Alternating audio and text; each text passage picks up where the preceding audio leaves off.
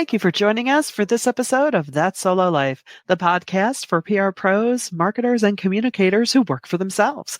People like me, Michelle Kane with Voice Matters, and my ever wonderful co-host, Karen Swim, who leads us all at Solo PR Pro. Hi, Karen. How's it going today? Hi, Michelle. It's going great. How are things going for you? It's going along, people are Yeah. waking up, the weather's warm. Things are rocking and rolling, guiding clients through things as Guiding we clients do. through the things, all the things. Yeah. It does All the seem like things. things have really started popping They have, which is with the good. change of the seasons. Everybody woke Yes. up. Yeah, right? They all came out of their hibernation, my goodness. But what we want to talk about today, speaking of guiding clients through all the things, is something we like to call reviewers' remorse. Mm. Bum, bum, bum, bum. Yeah, you know how it goes. If it's a website, a press release, a statement, you think you've gotten it to the finish line. All the eyes have been on it. Everyone's read it. Everyone's gone through it. You have the trail of emails saying approved, approved, approved. And then just as you're about to hit send or launch, wait. Oh, gee, I don't know.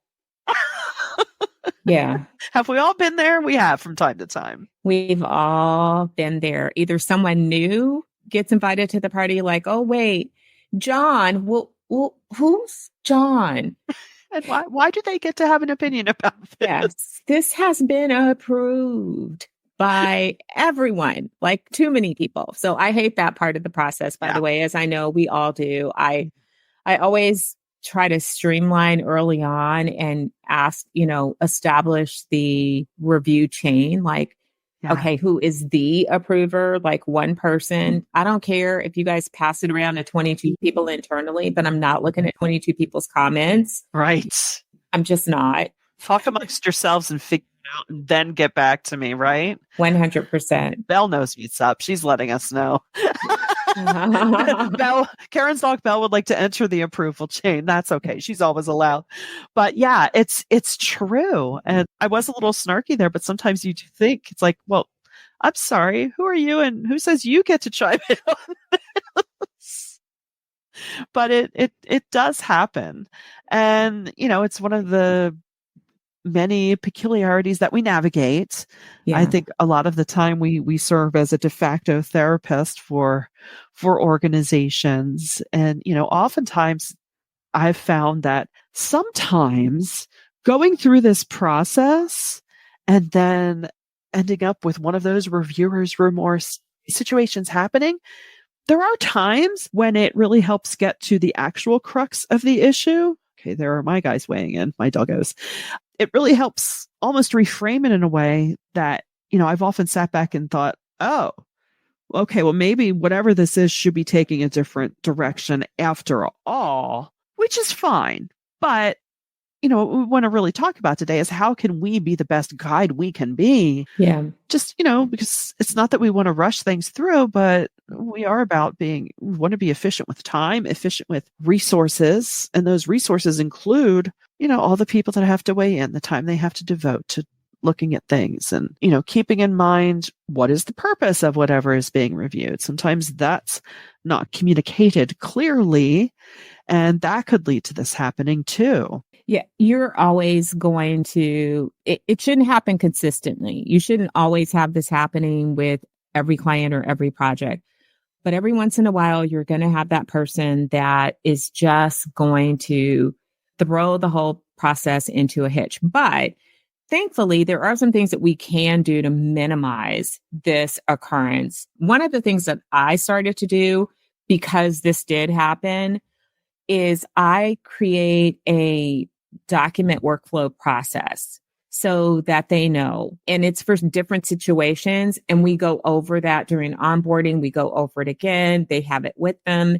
And then every time we send something, we remind them like, okay, here's the process, right? Which helps to remind them that you don't need to have 50 people review a press release or a bylined article.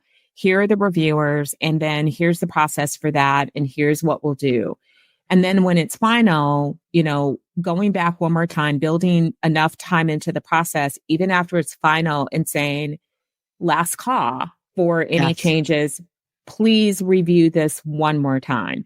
That way, if there's something that they missed in the final, now you have the final, and then you remind them, okay, this has been approved in its final. So we are now going to send this to the editor or publish it to the site or, queue it up on the wire service.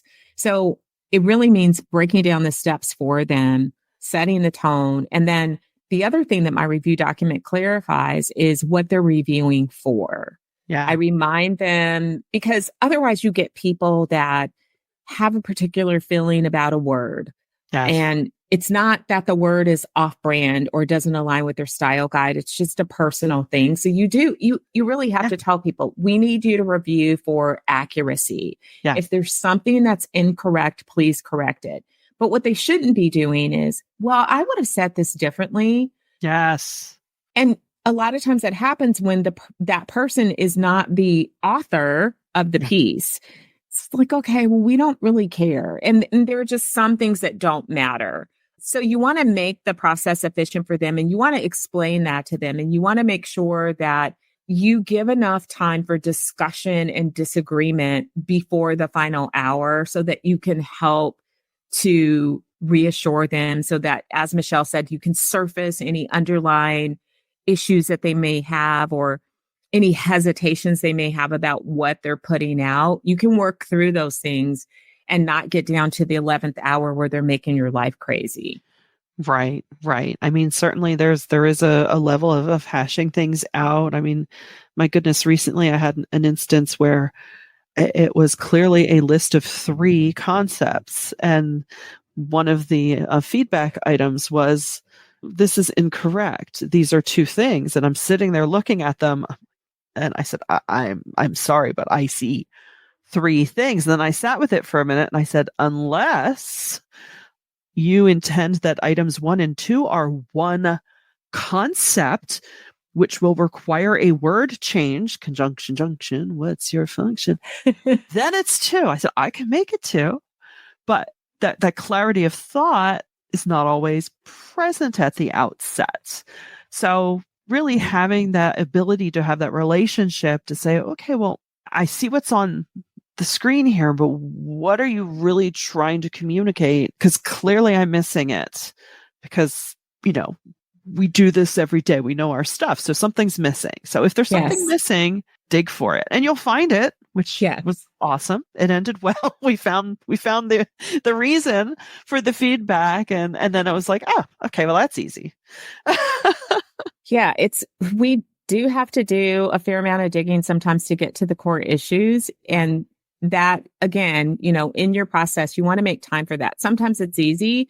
Sometimes it takes a little bit more work. And sometimes when you're dealing with things that may be sensitive to the organization, so maybe it's data, or maybe it's a case study, or maybe it's, addressing an issue that's a little bit sensitive, you're going to have to allow more time just to make sure, again, that the rug doesn't get pulled from under you because they're now overthinking it.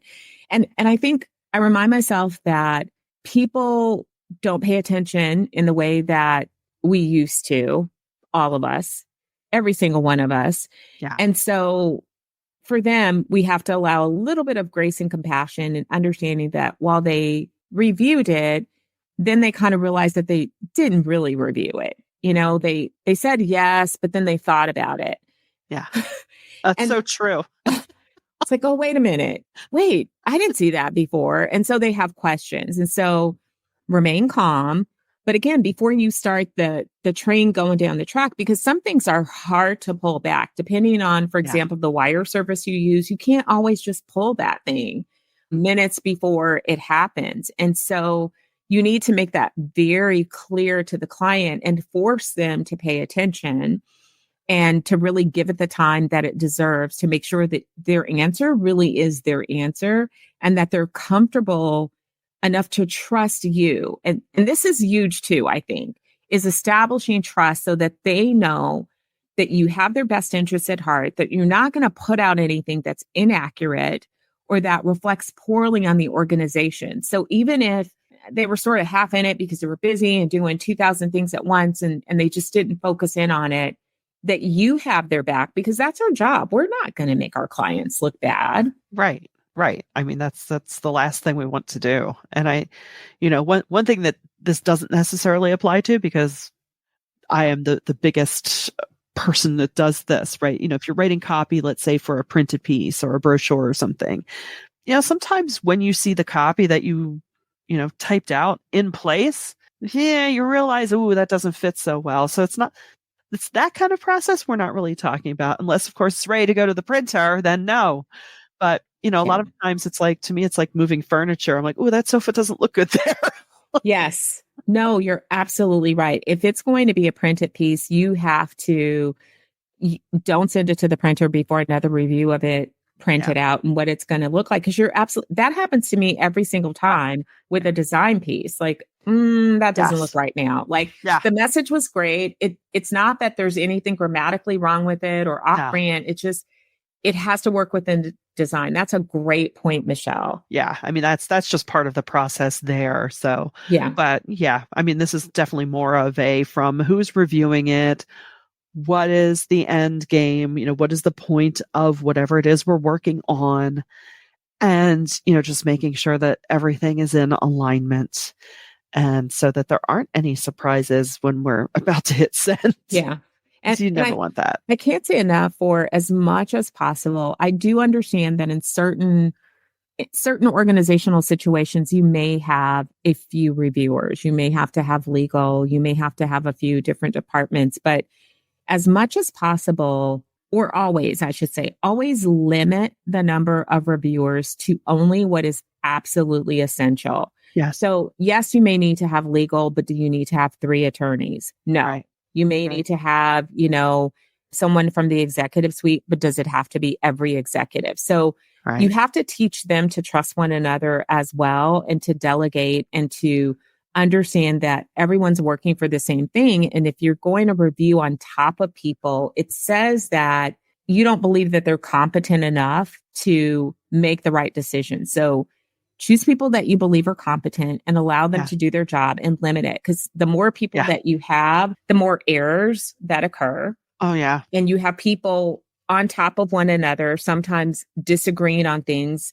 So someone will rewrite something, and then you'll say, okay, that's fine. This change looks good. And then someone else will come in and say, oh, wait, no, we should do this. And then it's like, well, you, the brand, told us to do this, and now you're saying don't do that. So you all need to be aligned. Yeah, talk amongst yourselves. Yes. Yeah, it's almost, as you're saying that, I almost feel like in the best way that we can, and sometimes it may not feel natural to say this, but just say, could each entity within the brand pick a spokesperson for your department, right? Sort it out within. Yes. Decide what your idea is going to be, and then bring it to us. That definitely helps to streamline feedback and input too. Yes, 100%. Yeah. Well, hey, we hope this has been helpful for you. We hope you've gotten to giggle along with us a little bit and think of all those scenarios that have happened to you in your work, because we know they are there. But if you found this of value, please do share it around. If you have any feedback, please, we want to hear from you. Who's out there? Hit us up at soloprpro.com. And until next time, thanks for listening to That Solo Life.